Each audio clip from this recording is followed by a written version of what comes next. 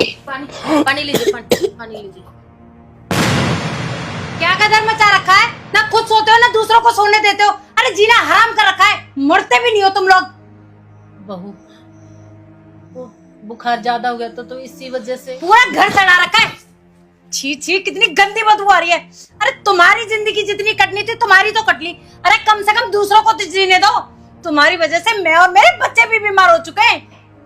बहू, डॉक्टर इलाज कर तो रहे हैं, लेकिन बीमारी ठीक होने में टाइम तो लगता है ना। अरे इनका तो ठीक होने का पता नहीं, मुझे लगता है जब तक हम ही बीमार हो जाएंगे। तुम्हारी ये बीमारी मेरे बर्दाश्त के बाहर हो चुकी है। अगर तुम्हारी वजह से मेरे बच्चों को कुछ हो गया ना, उनके जीवन में कोई संकट आया तो ध्यान रख लेना मैं तुम्हारा क्या हाल करूंगी। और एक बात बताऊं, तुम कल मरो ना, तुम आज मर जाओ, मुझे कोई फर्क नहीं पड़ता, लेकिन मेरे बच्चों को कुछ हो गया तो सोच लेना जीना आराम कर रखा है। और हाँ, तुम्हारी सांस लेने के बाद भी इस दरवाजे से बाहर आई ना तो तुम्हारा क्या हाल करूंगी तुम सपने में भी नहीं सोच सकते। दिमाग खराब कर दिया मेरा।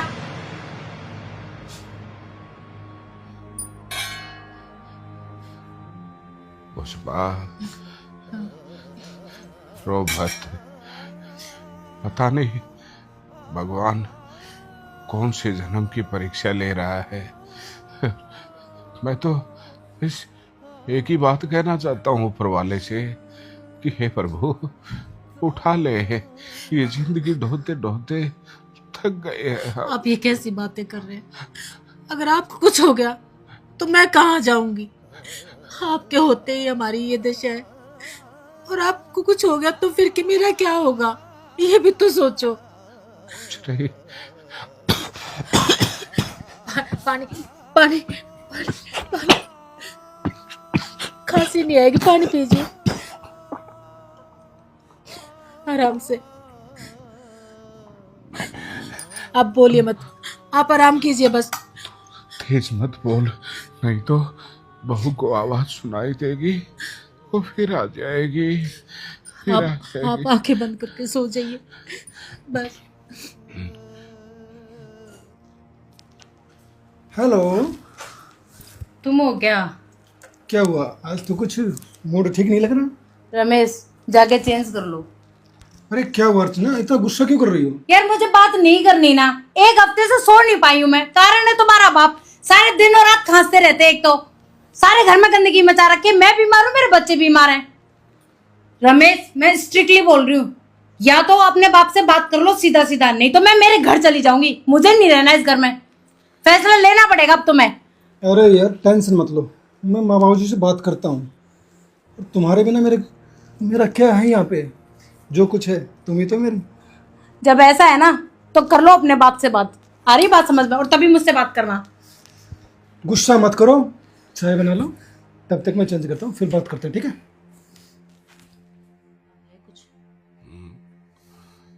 पता नहीं, ये बीमारी तो साथ ही जाएगी। बाबू जी ऐसा क्यों बोलते हो? आपके लिए दूध है। हाँ हाँ बेटा। और बेटा तू ठीक है? मैं ठीक हूँ बाबू जी, आपकी तबीयत ठीक है? बस पता नहीं बेटा क्या होगा क्या नहीं। बाबू जी मुझे आपसे कुछ बात करनी थी। हाँ बेटा, मुझे भी तुमसे कुछ बात करनी है। आपको बात करनी है? हाँ हाँ बोलिए ना बाबूजी, क्या बात है? नहीं रमेश, पहले तुम बताओ तुम्हें क्या बात करनी है। नहीं माँ, पहले बाबूजी से पूछते हैं ये क्या कह रहे हैं। हाँ बोलो बाबूजी। रमेश बेटा, पता नहीं जिंदगी का ये सफर कब खत्म होगा। थोड़ी बहुत जिंदगी बची है तो सोच रहा हूं अकेले में जिंदगी गुजार लो। बहू को काफी परेशानियां हो रही हैं हम दोनों से। वो भी अपनी जगह ठीक है, अब बीमार शरीर है, रात को कई बार नींद नहीं आती, जिससे उनकी नींद खराब हो जाती है। तो मैंने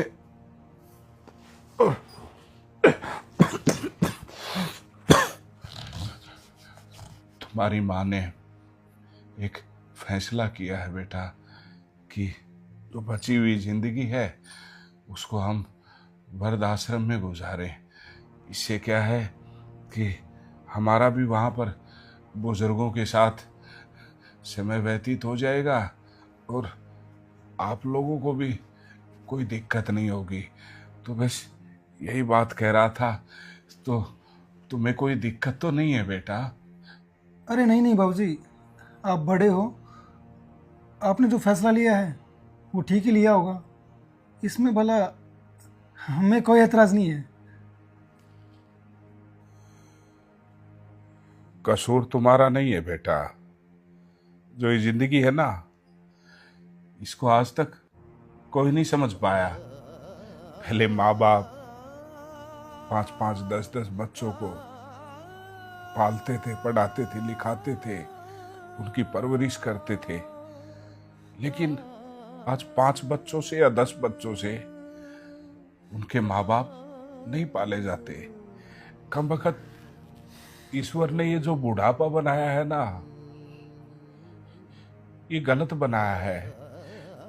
या तो ईश्वर जवानी में ही इंसान को अपने पास बुला ले। अगर बुढ़ापा, मैं तो इससे सवाल भी करता हूं कि बुढ़ापा देता है तो कम से कम ऐसा तो दे कि जिससे बच्चों में और माँ बाप में कोई झगड़ा ना हो।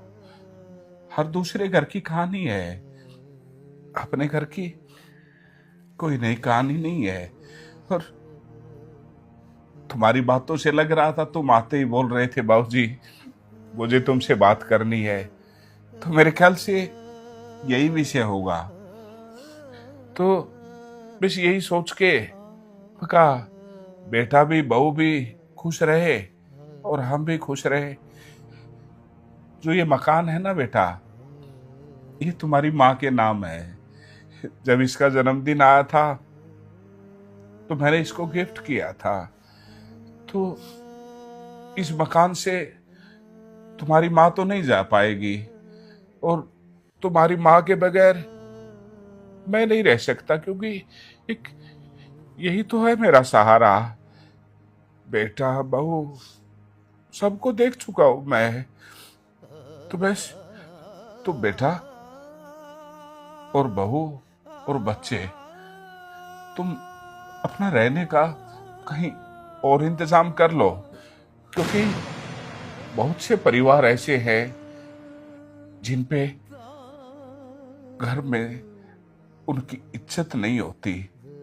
तो उन बुजुर्गों को, उन बहनों को, उन भाइयों को इसी घर में रखूंगा मैं। और इस घर को मैं एक वृद्धाश्रम का स्वरूप दूंगा। तो मैं ज्यादा ना तो लड़ने की अक्षमता रखता हूं और ना ही तुम लोगों को धमकाऊंगा इस विषय में, क्योंकि कसूर तुम्हारा नहीं है। बस ये सृष्टि का ही नियम चल रहा है। तो मेरी हाथ जोड़ के प्रार्थना है कि आप बच्चों के साथ ये घर छोड़ दीजिए, कहीं और रह लीजिए। बाबूजी ये क्या कह रहे हो आप? हाँ, हम कहाँ जाएंगे? और छोटे छोटे दो बच्चे, उनको लेके कहाँ जाएंगे हम लोग? बेटा शायद तुम भूल चुकी हो कि जिंदगी के जिस पड़ाव में हम दोनों हैं, उस पड़ाव में एक दिन आप लोगों को भी आना है। और जैसा हम अपने बुजुर्गों के साथ करते हैं ना, वैसा ही हमारे साथ होगा।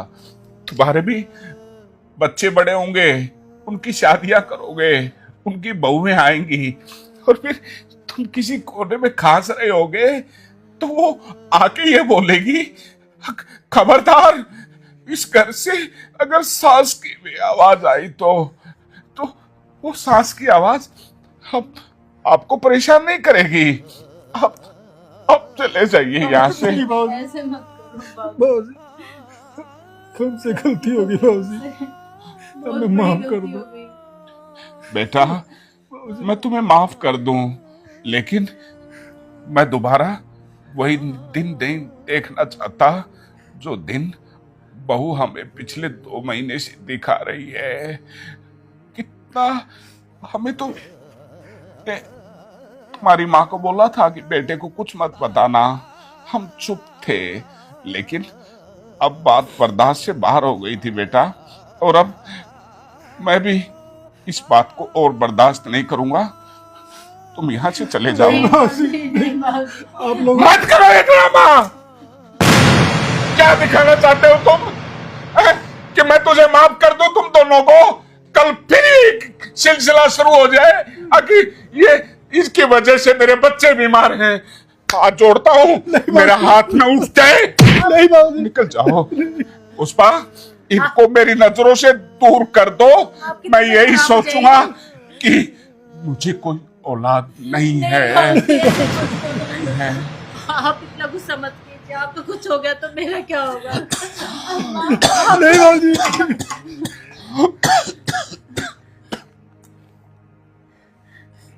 पापा, चले जाओ बेटा। पापा मुझसे गलती हो गई पापा।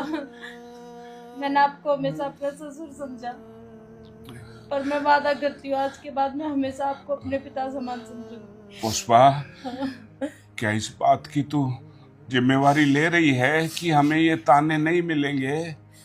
अगर बच्चे बोल रहे हैं हम माफ कर देते हैं। बाबूजी, आइंदा कोई शिकायत नहीं आएगी बाबूजी। मैं लेता हूँ गारंटी बाबूजी। हमारे पोता पोती भी तो है, उनका क्या होगा? कम से कम उनके लिए इनको माफ कर दो। पुष्पा, तुझे पता है मैंने आज तक जिंदगी में तेरी बात को कभी नकारा नहीं है। हाँ मुझे पता है। तू कह रही है तो मैं ये मोहलत दे सकता हूँ, लेकिन खबरदार, अगर दोबारा ऊंची आवाज में हमसे बात की तो तुम हमारे लिए मर चुके हो और मैं तुम्हारे लिए मर चुका हूँ। ऐसा कभी भी नहीं होगा बाबूजी, पापा, कभी भी नहीं होगा। बाबूजी, हम पर नहीं तो कम से कम आप अपने पोता पोती में तो तरस खाइए। सॉरी पापा, माफ कर दो मुझे। ah